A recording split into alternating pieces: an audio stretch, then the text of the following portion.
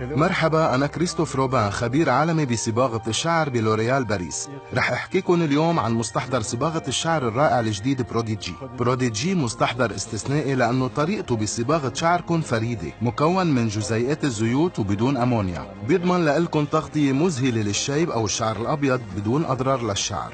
بأكد لكم إنه لون شعركم ما رح يكون أبدا مثل ما كان من قبل. مع بروديجي رح تلاقي الألوان يلي بتلاقيها بالطبيعة.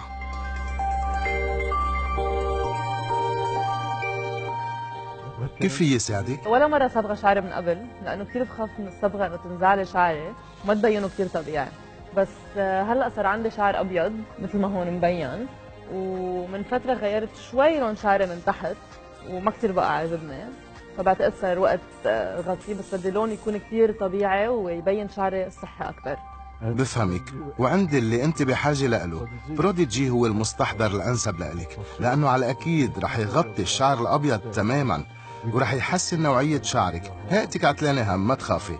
هيدا منتج مصنوع من الزيت وبدون أمونيا، وبلون الشعر بطريقة كتير ناعمة، ورح يغطي كل أطراف الخصل اللي هون بدون ما يخلي شعرك قاسي وجامد. بالعكس، رح يترك شعرك شفاف وحيوي ورح يبين كتير طبيعي.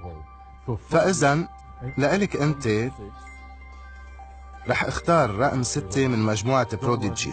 ما تخافي، ما رح يكون فاتح على القد. على طرف العلبة اللي بتشتريها رح تلاقي درجات الغمق يلي انت بتختاريها بحسب لون شعرك الأساسي، وخليني اقلك انه اللون عادة بيميل انه يغمق، فكرمال هيك نصيحتي لإلكن دايما اختاروا درجة افتح من اللون يلي انتو بدكم تحصلوا عليه.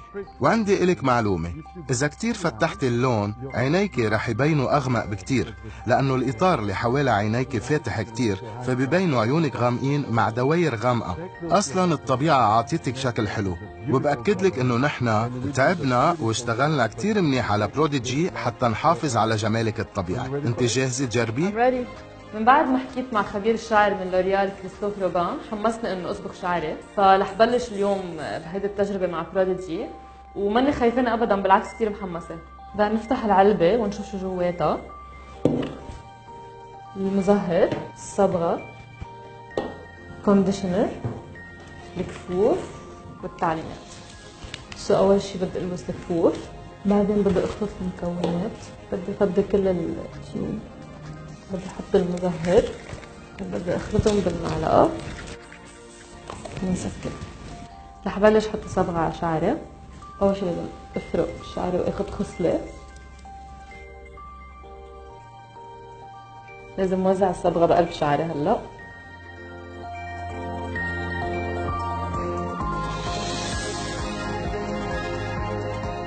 أنا كتير حبيت هاللون عليكي، بناسبك كتير منيح. مبسوطة باللون لأنه مبين شعري كتير طبيعي وما كأنه صبغته، مع إنه غطالي الشعر اللي كان هون الأبيض واللي كنت ملونته من قبل، وزاد لي من التموجات بشعري، فكتير مبسوطة فيه.